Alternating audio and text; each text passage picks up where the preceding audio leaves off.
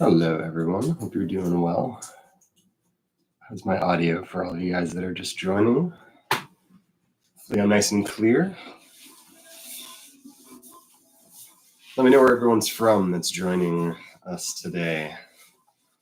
I'm very curious. I'm going to play a little bit as we wait for a couple people to jump in here. Good morning, Luminous Polyps. Hope you're doing well. This is a B Celtic doubleding, so I'll play a little bit while people start to join, and we'll get started. Let's see. Give me a thumbs up too if the audio sounds great. I think we've nailed down the audio settings, so I'm pretty pleased with it. All right, here we go.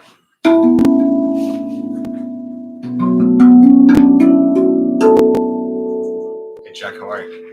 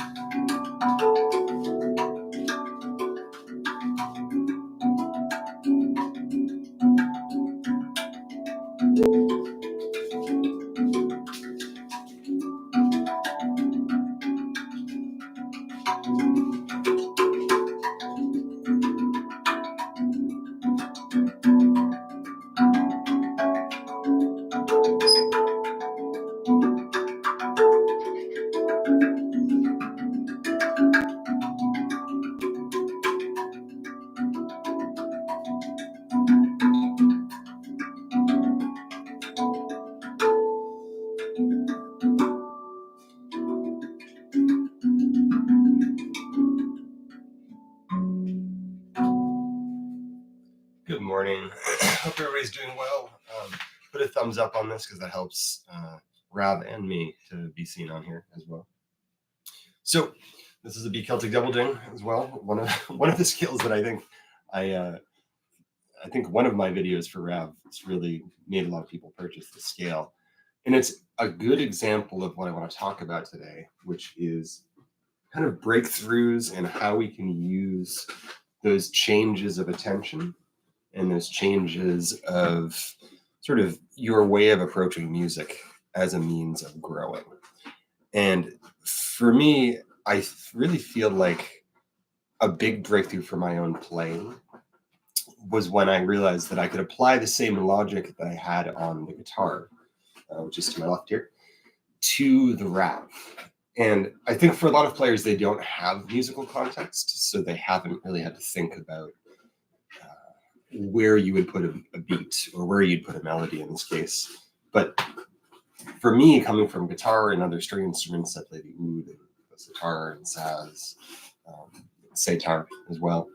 For me, when I swapped over to the handpan and the RAV, I tried to fit it into my way of thinking. And in doing so, it made my playing very unique compared to other people's because I wasn't just focused on the percussive element of playing. And there's a bunch of dimensions that you can work on when you're writing and you're creating. But a lot of people kind of fall into, I'm going to play it like a drum category, or they fall into the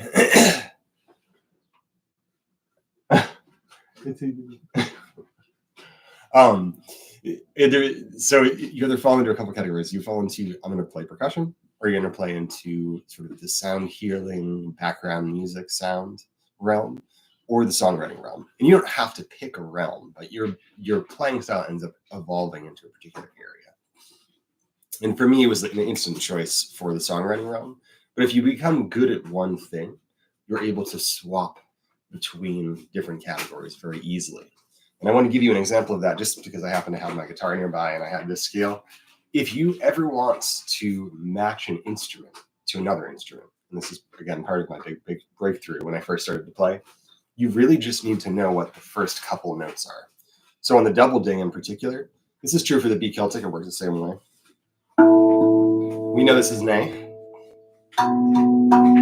We know this is a B. We know this is an F sharp. Right? And as we talked about in a previous stream, I was able to take the chord progressions that I was familiar with and pull them onto here and think like that in the range. But if I were to play guitar and I found where the A, fun of playing two instruments at once.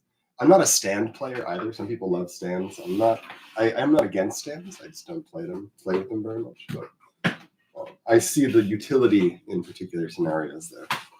But so if we found our progression and it's A and then B, and I know my A is here and here.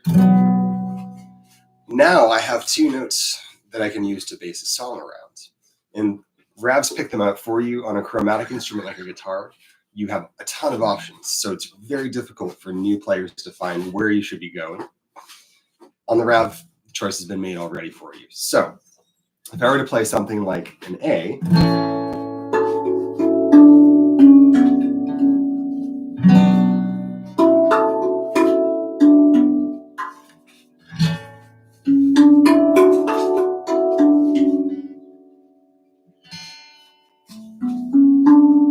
it's very easy to kind of track where you'd go from there, and then even adding another repeat.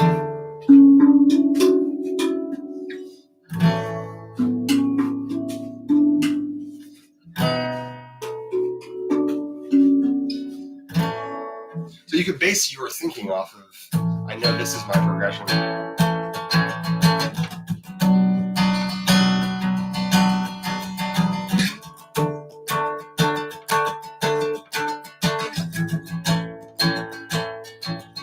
And in my head, when I'm writing, if I know I like this chord progression, I know that it matches the scale that I'm in. If I was doing a recording, I could obviously play this on top of that, and that wouldn't be very hard to do at all. But I can emulate that movement on here. So if you have any instrument that you've played before or any song you have in your head already, you're really able to just instantly transfer that skill over just by pulling your attention to those areas. So if I was going to emulate that same exact song that I just played,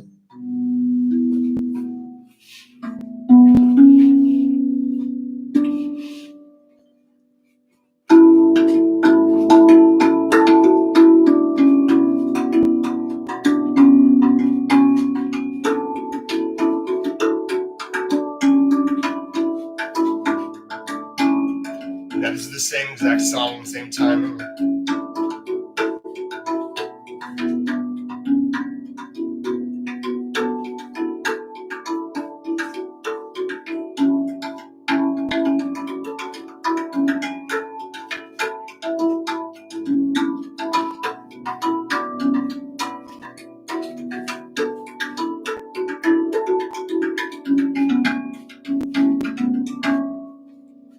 Ta-da, there's a song.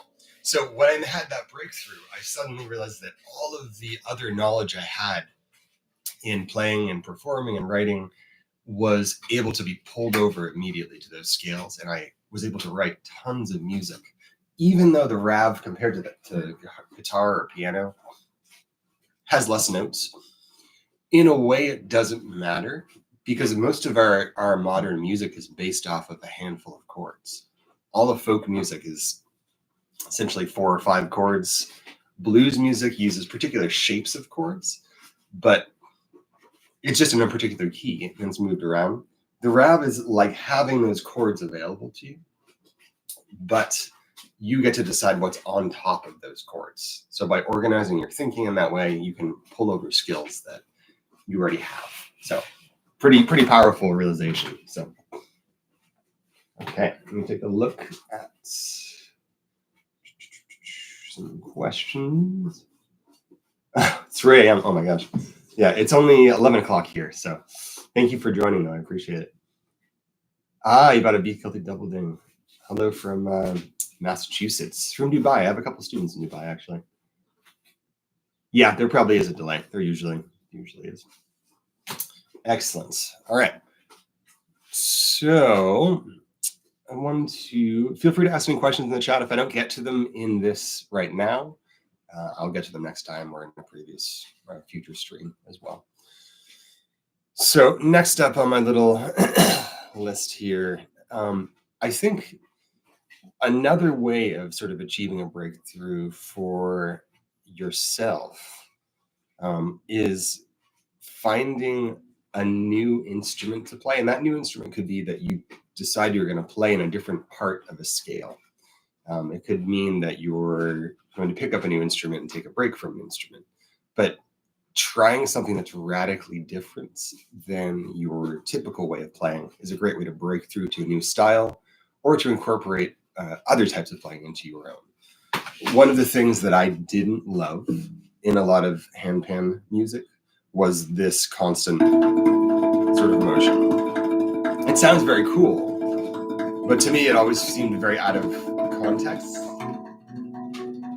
So I had learned it and I was like, I don't know if I like it. And then I realized that I could take that skill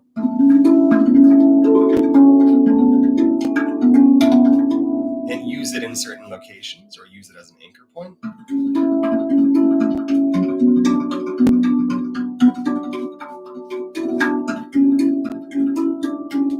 And it suddenly became a little more interesting to me. So picking up something new, whether it's a new skill or a new instrument, and kind of bringing that into your own fold of learning allows you to want to try it because it's exciting, because it's new, and allows you to develop something new. Also, picking up a new scale allows you to have to relearn patterns. For all of my students, they learn sort of pattern-based, song-based music, and all of my lessons in one-on-one are structured that way. But when you have a song in your head already, and you know where it is, you don't have to pay attention to the numbers. If you move to a different scale, you can still play that song, but you have to arrange your thinking to decide, oh, I like when this root note's used in this position, but not the rest of these. So you can make these little micro tweaks to things in order to make it sound better or different than what you're used to.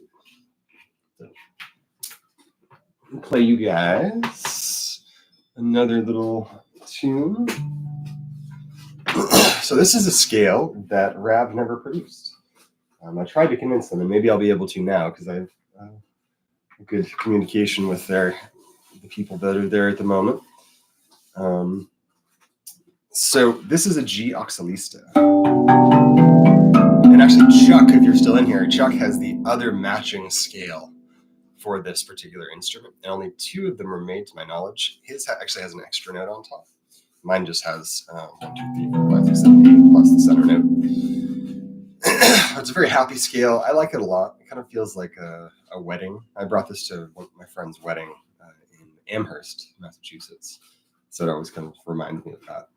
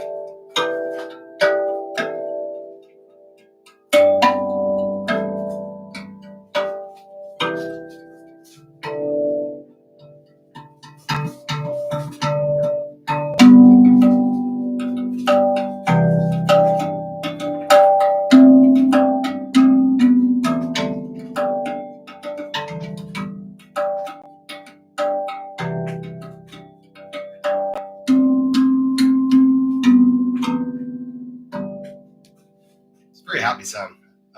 It's very major. It's like a G major. It's related to like a D major, but it's shifted a little bit lower to the same center note as a G picking. So, why do drum vibrations alone?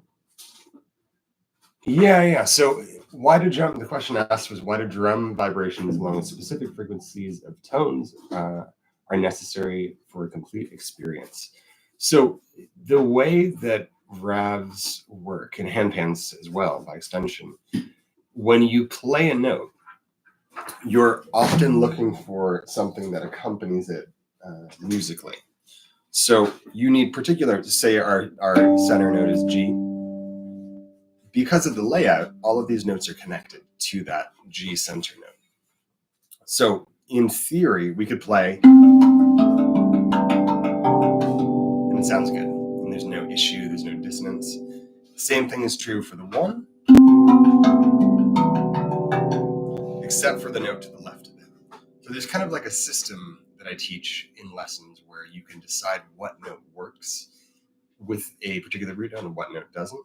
But we're looking for notes that feel like they go together, because a lot of our ears, if we sort of have Western ears, are not used to microtonal music. I personally like microtonal music. I'm very interested in maqams and ragas as well. However, most people's ears aren't tuned to that. So we hear the relationship between notes in a way that makes it feel good and closed and encompassed. But listen to the difference if I pick two notes that don't go together. That could work if there's another note extended to it, but the one and the two is the next symbol in this scale. You hear that's dissonant. You as a listener, even in a very basic way, could say, this feels like it connects to my body in a way that's positive. This feels kind of like dissonant and is fighting against my relaxation. And some artists, like myself too, will use that to create tension purposefully. But that's the short answer. Let's see. Yes, Chuck is Max Lista. Which hurts which? So the argument between 432 and 440. I'm open to both. I like the story of it. I think the story of it's fantastic. The one of the stories of 432 is that during the time when we were standardizing music, there was no standardized pitch for orchestras to use. So it wasn't a 440 as we use now. We use equal temperament, so that basically everything divides out evenly when we're tuning. So this leads to all of the notes sounding relatively good. There's another intonation called just intonation that sounds mostly good, but it has whole chords in that it's evenly divisible, but some of the notes don't work very well. So 432 is basically like taking our standard pitch and moving it down closer to what orchestras tuned to in the past. And people in the sound healing realm believe that that's something that is more resonant with people's bodies, connects a little bit more to the sound of nature. The Schumann resonance, they believe, is in 432. There's a lot of science in both directions. Some people like it, some people don't. At the very least, as a musician with perfect pitch, I hear it as slightly lower pitched than a normal instrument. And this means that people like it better for sound healing, for relaxation, for meditation. I am someone that doesn't play them, not because I dislike them, but because I have such good pitch detection. It's hard for me to hear that if I have another instrument with it. So for playing with people that are using 432 flutes or other 432 instruments, 432 hertz is great. It does not work with standard 440 tuning. So if I wanted to play a guitar with that, I would have to tune down to match that sound. And that's not a big deal at all, but it just means adjusting to that. Bunnies running around. So in terms of RAVs, I think if you were going to match it in the sound healing realm, and we're going to actually hopefully do a little chat with one of my students in England next week, who does a lot of sound healing and meditation work with gongs and RAVs and handpans. But people associate particular pitches to parts of the body and the chakras. And 432 is a very common tuning for, depending on they're using C, G, A, D, for different parts of the body they're trying to isolate or fix the frequency of. So 432 is great for people using it for meditation and sound healing. 440 is good for that too, but it's a little bit easier to integrate with other instruments. So, let's see, how many parts should a song have? So if you're writing a song, I think the minimum for parts, if you wanted to feel like a song, would be 2. The better number would be 4. So you would have an introduction. I can give you a demo of this as well. Also, you would have some sort of a bridge and chorus, verse, and then you're going to return and recycle these. And in using these 4 components, you can make changes to it. So let me grab a different scale so I can give you a clear example. So if I'm playing something on the curry, this is one of my songs that Chuck knows, actually. Well, a lot of people know the song, actually. This is a Gemini. Switch back a little bit here.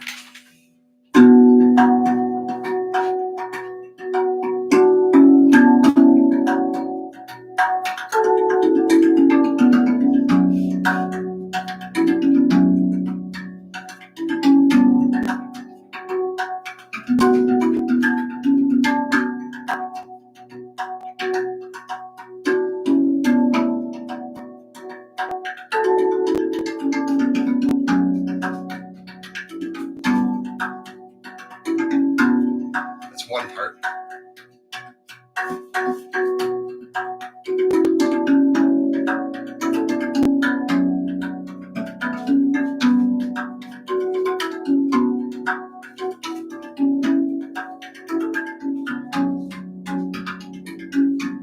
Bridge.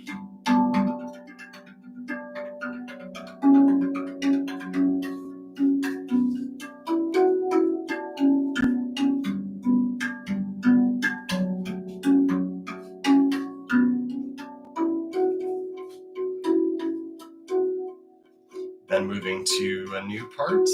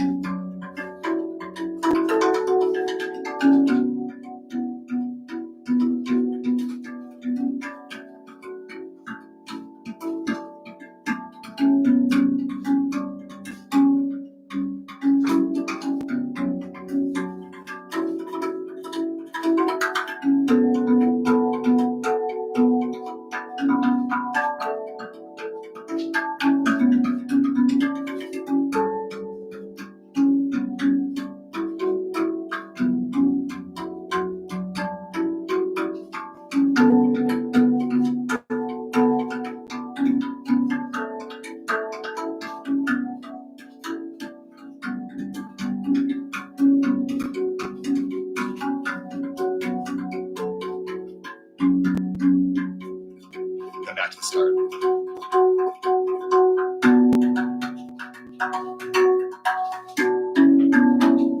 So that's essentially a 4-part song. So then I'd circle through that multiple times. Maybe I would change the order, but if you're just starting, you would just pick those 4 and say, all right, here are my 4 pieces. And within that, those pieces, there are particular movements. Sometimes there's 2 chord changes. Sometimes there's 4 chord changes. But you're going to, in your mind, chop those into blocks. And then say, once I have this structure created, how can I make little changes to that to make it feel more song-like and feel more like what something my ear can associate? When I first started to teach many years ago, I didn't realize that people weren't hearing it that way, because most of the handpan and RAV music is meditative music, which is great. I love it. No problem. However, it takes a different ear to listen to it in the same way that you would hear a song on the radio or a song on guitar. Like we have a context. Our ear says, oh, this is a song. Let's play it on guitar.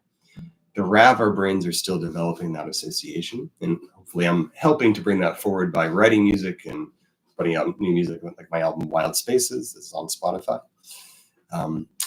But until we develop like, oh, somebody is playing the RAV and this could be a song, we have to listen for those divisions when there's changes. So our ears will slowly get better at doing that. For anybody who hasn't taken lessons with me too, I have a lot of students that are in here right now, but if you're interested in one-on-one song-based lessons, I have almost 30 this month, almost 30 weekly students that I am working with, all skill levels, people who are very advanced. I have students I've worked with for years who know tons of material. I have students that are just touching the drum for the first time. And there's no shame in starting and asking for lessons at the beginning or starting at the top. The main thing is connecting to the style of music that I play and wanting to learn material. And I like to teach these techniques in the context of a song because it's just more interesting. And for me, if I was going to go back and learn from somebody, I just taught myself how to play. I would want to have that sort of, I want to play a song. I want to be able to repeat something. I don't just want to skill. So let me take a look at my other list here. So my first students, when I first began to work with students, I was doing a lot of in-person lessons. And I was going to New York City to do group lessons on the handpan. And I had the idea before everything shut down during that period. I had converted to doing online lessons because I had students in other parts of the country that wanted to do it. And that was the easiest way to reach them. And so I started to do Zoom lessons. And at that point, because I was a self-taught musician, I had to figure out a system that I liked to use in those lessons with them. And I settled on a very simple tab system. It's kind of similar to guitar in a way. And that ended up working perfectly, but it took a while to develop that. So the first couple students I had, I was still figuring out how I, as a teacher, wanted to apply my knowledge to those lessons. Thankfully, my background is in secondary ed. I went to school to be a high school teacher in English. So I was already in that field educationally, so it wasn't a hard transfer for me. However, first student, I think I gave too much information. There's this desire when you're working with people, and what people will often say in lessons is they feel like they're getting a good value for their time when they're working with me, because I have a lot of material to transfer to people. And you kind of have to judge where somebody's at when you're playing. So when I have a first lesson with someone, I had 3 first lessons yesterday. You have to say, judge where their skill level's at, and then make adjustments to your own teaching based off of that. And people could, if you were a newer person you were teaching, you could teach above your skill level, but it means understanding that skill level. And some players are just going to want to play for themselves in their house, and that's great. You shouldn't push them to do anything else unless they ask for that, or you feel like they could do that. Some people want to do it in the meditative sense, where they're creating beautiful soundscapes, but they don't really care how ordered it is. They just want to not have to think about where their hands are going, and that's easily teachable. And then some people want to be performers and writers and create music, and a lot of my songwriting workshops are based off of that as well. And I think for my first student, I had to figure out, how do I guess that? But students after that, I think seeing their progress, and Chuck, if you're still in here too, he can attest to this as well. He started playing and had 0 musical experience, and he listened to music, obviously, but he had never played an instrument, and now he's a fantastic player. And is able to usually guess what I'm going to teach him, or be able to play it before I even write it down in our tab system. So it's a pretty interesting process to learn, but after doing it for like 6 years now, I'm more than comfortable with any person of any level. So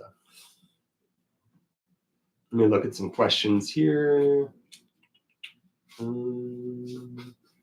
Which scale should I buy to start? So I think listening to the scale list, and they RAV had mentioned on the virtual player, that's a really good way of choosing it, is kind of hitting the notes and hearing it. You can also go through all of the RAV blogs. We have them in an organized folder on RAV's page, and they can probably link you to this if they have time in this video, Naden. Listen to see how you connect with it, because I think the hard thing for demo videos is that most of them aren't playing a song. And for me, I can't connect to a scale if I just hear the notes. Like if I just hear, that means nothing to me. But if I hear,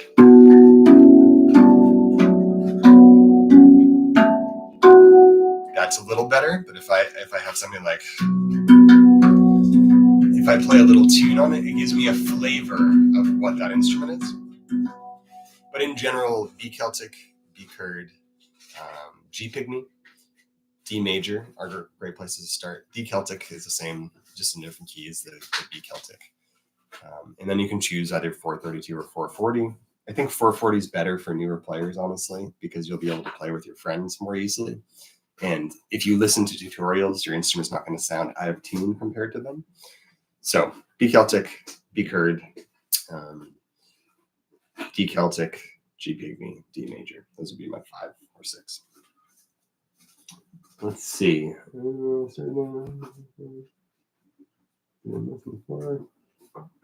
Good. Okay, cool.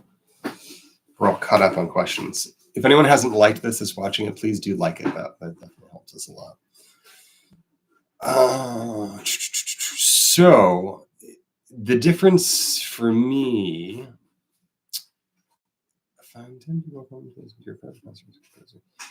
when I started to play larger places, I didn't have too much stress in doing that. I'm very comfortable playing. For me, the performing part is not stressful at all.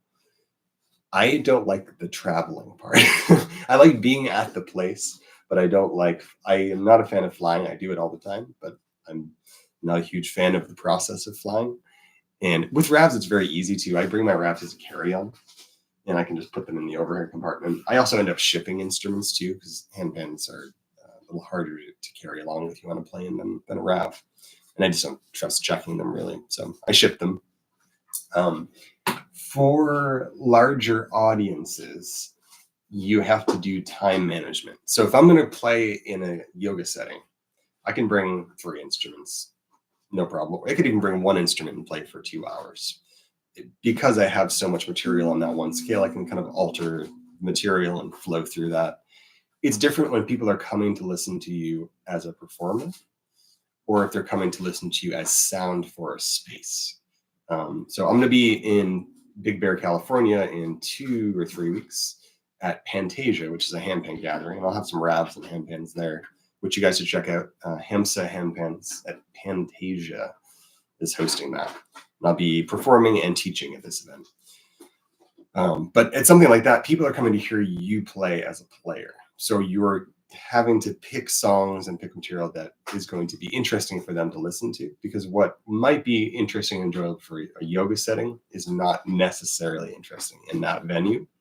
So metering that was probably the toughest thing for me initially.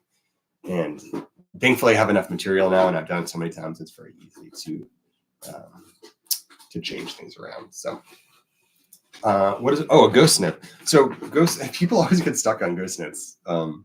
I think a lot of the other handpan material pushes that as a sound because they're percussionists. Basically, ghost notes are notes that are present that you're using to help yourself with timing. So if I wanted to play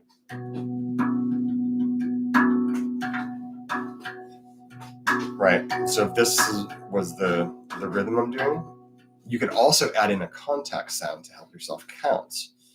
That goes in between. So I could also express that as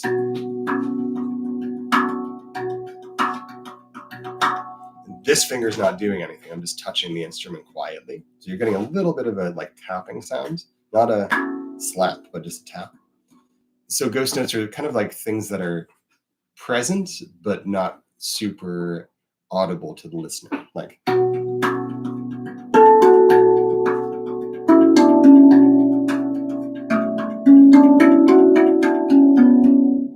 for a lot of players, that's how they're used to approaching writing as well. As if they're percussionists, they have this hand kind of keeping time, and their other hand is a different task. It's kind of like on piano, if your left hand is playing the chords and your right hand is playing the melody.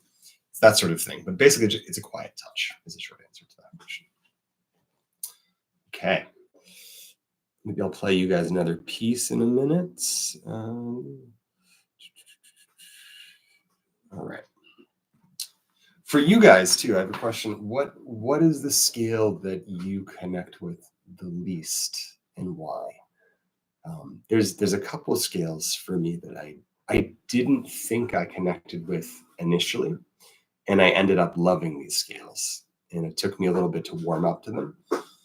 And I found that students that have purchased scales and initially said, "Oh, I don't connect with it," have come to enjoy that scale after learning some songs on it in my lessons. So you can sometimes not feel like you connect with the purchase right away. And then as soon as you learn material, all of a sudden it opens up everything to you and you're in love with it. And I'll grab one of those scales right now for you.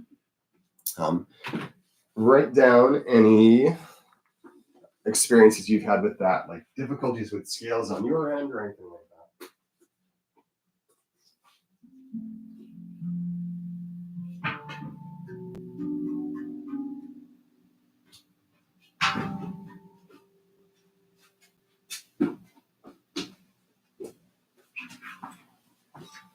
All right.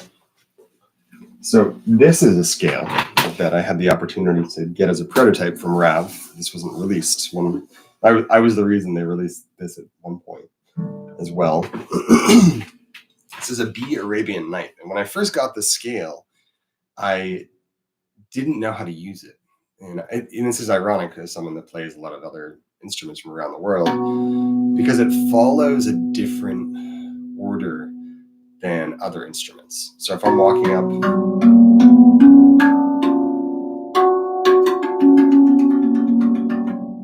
the 7 always would be the note that would throw me off.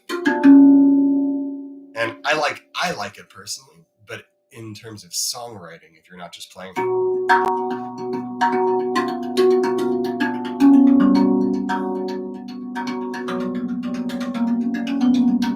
you play individual notes is not very hard to use, but in order to organize it in a song format, it's a little bit trickier, or was trickier for me. So it took me a while to realize how I wanted to use this particular note. Oh, A integral, interesting. Okay, yeah, we'll chat about that too. But listen to this. If I ignore the 7 and only add it sometimes, listen to the difference. Even though it says a lot of half steps.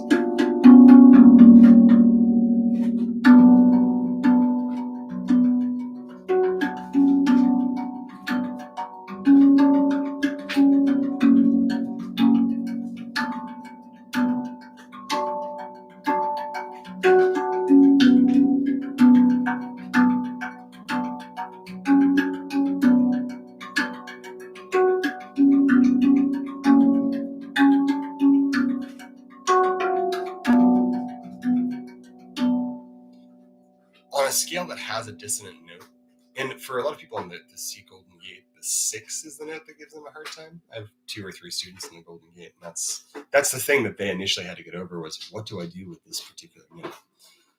You can move your attention away from that and use it sparingly. So that was a big thing for me in growing. Let's see, how to take control of life with music, using it as a shield against certain distractions. Yeah, so I think if you're taking music and using it for that purpose, it's just a much better use of time. It's really easy to sit down and just watch videos on your phone. And not to say I'm not guilty of that too, but we don't have a TV here. I have a computer, obviously, which I'm doing this on. I haven't watched TV in like 16-ish years, 17 years now. But for me, using the RAV, like trying to pick up an instrument, whether it's a RAV or a guitar, instead of going to the sort of mindless things that I do, is a really good habit to get into.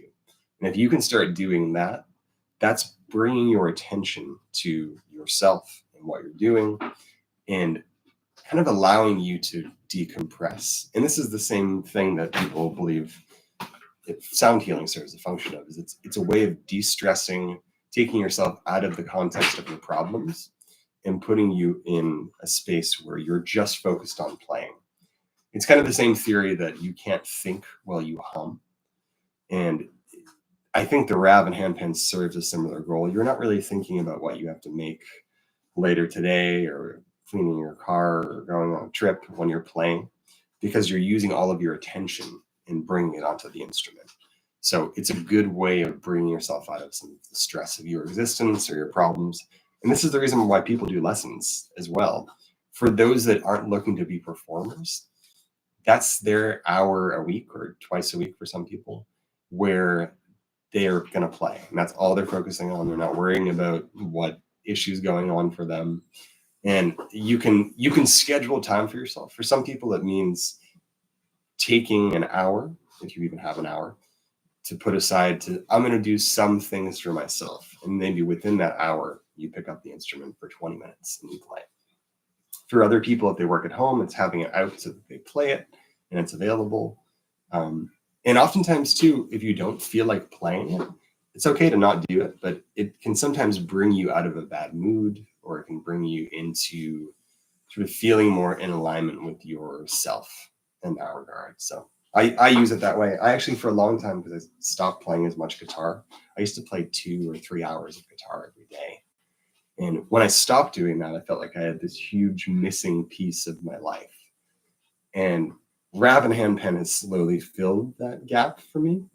But for me, if I didn't play, I felt like something was wrong with that day. And it's kind of a special connection to have with an instrument when that's so much part of your routine that it feels like something's missing when you don't do it. So let's see. Question to all.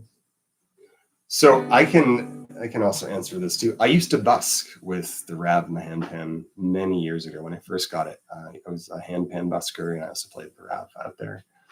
And handpans are tricky to play on the street, even though that's how the handpan became popular, because they come out of tune in the sun. So with the RAV, you have the opportunity to play directly in the sunlight for a long period of time and not have to worry about that. So I always would choose the RAV over the handpan in street performing as well. Let's see. How do you feel about the use of mallets? So I think mallets are fine. There's limitations to mallets. And I think that depending on your playing style, it may not matter. And I can grab some mallets and give you an example of that really quick. I'm not against them, but they're not something that I actively use.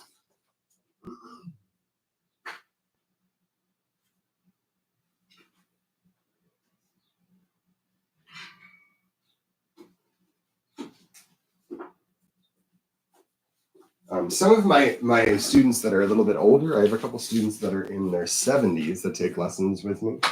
They like mallets because it's a little less stress on their hands. So I understand that the appeal of that. For me, I'm not a huge fan of the softest of the mallets. For recording purposes, I find these are hard to use. I think the other mistake people make too is they'll hold them up too high and then be able to bounce them. So having a little bit further back is good, but it depends on what you want to do. If I want to be able to play like with 2 hands, that's okay. But if I want to do stuff like this, where I'm doing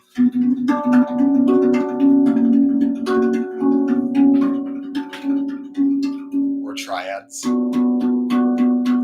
just have to be creative. So maybe if you have a song that you're writing or learning that has 3 notes, you take out the center of the 3 notes, so you only have two notes to work with. So there's no shame. For anybody that does go that route, I personally like the yellow or the red, but the yellow, when I went to NAMM for RAV 4 or 5 years ago, it was so loud there, but these were the things that saved my hands from dying because I couldn't compete with the drum sets that they had stuck us with. That sounds the closest to the fingertip, I would say. These are probably the best for if you want no contact sound. And the red are good in between. And you hear more of the harmonics with the mallets versus this one, which is closer to the finger. This will give you more of the harmonics, and the fundamental is a little lower or even with it. This is going to give you more of the fundamental, less of the harmonics. So let's see. How do you feel about if you hear something you like but you don't have the skill? Oh yeah. So if you find a song that you like, it's a good question, Chuck. Yes, these are the RAV mallets actually too. So these are the ones I'm using are the RAV mallets. Those are a little dusty. So if you have a scale you like and you want to convert it to something else, and you have a piece you've heard on something else, what you'd want to do is take the initial structure of that and use your brain or use your experience to pull components of that out. So again, if I'm using the B chord, if I know that, I would look for the rhythm first. So I'd say, what's the core rhythm? And say the rhythm was, right? And you can do this anywhere on the instrument. The center is going to be easiest to do it on. Then I would listen to where do the movements happen? So if I were to count it, 1, 2, 1, 2, 3, 4, 5, 6, 1, 2, 3, 4, 5, 6. How many times are they doing that before they move somewhere else? So say it's like 1, 2, 3, 4, 5, 6, twice.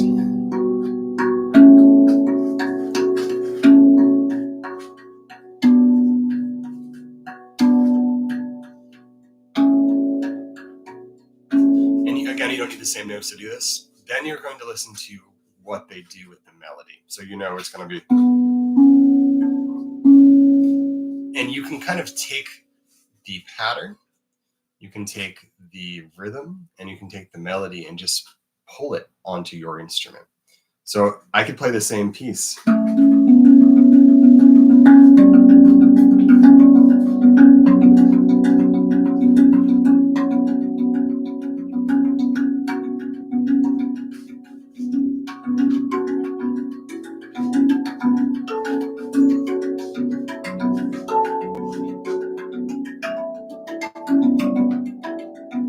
On pretty much any scale, and it's just going to sound like it's in a different key.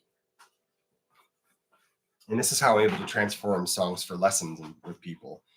They might not have the scale, but they want to learn the song. So I'll just be able to take it and make little modifications by changing the root notes. So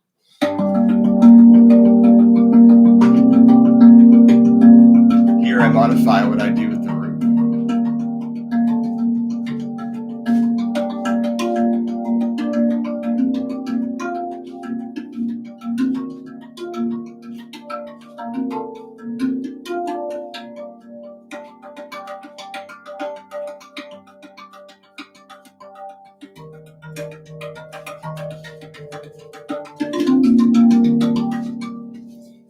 So the G pygmy is a scale I could only play. Like if I only had a G pygmy, that would be a scale that I'd be 100% satisfied with all the time. Such a good scale. But basically listening for the rhythm, listening for when the movements happen, either by counting or just by feeling, and then trying to take the pattern that you hear and applying it to your instrument. You can also watch how people are playing. A lot of times people use overhead cameras and see what notes they're playing and make a note. And again, the tab system I use in my one-on-one lessons is, maybe I'll do a video for RAV about this, but center 1, 2, 3, 4, 5, 6, 7, 8. Very logical. And you can write this out in shorthand for yourself. If 2 notes are touching in a song, you see someone touch 2 notes when they're playing it, you write 3, or this is 2, 4, and 2. 4 and 2 touching each other. 3 and 5, right? 3 and 5 touching each other. So there's a really easy shorthand. I'll do a video for RAV on that. But basically, if you don't have the scale, you just have the responsibility of finding how you can pull it onto there by listening. So. All right. Any last questions? I'm going to play a little piece for us, and we're going to try to get one of my students and friends on next week for a stream talking about sort of sound healing and his use in his work, gongs and in groups as well. He plays in a different style than I do, so, and he's a fantastic player as well. You don't have to be one type of player; you can be all sorts of different types. So, All right, so let me play you a tune on here.